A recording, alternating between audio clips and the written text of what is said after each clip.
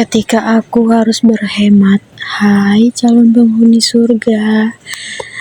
Terkadang ekonomi kita itu diuji dan terkadang uang saku atau uang dapur kita itu pas-pasan. Sebagai istri kita harus bisa mencukupi. Nah, ini aku lakukan untuk mencukupi. Kalau aku cuma punya telur 5 biji, biar bisa untuk dari pagi sampai malam itu aku masaknya kayak orak-arik gitu, jadinya banyak. Nah, kalau dimasak bulat atau didadar atau diceplok itu tuh nggak bakal cukup untuk kita 3 kali makan berdua.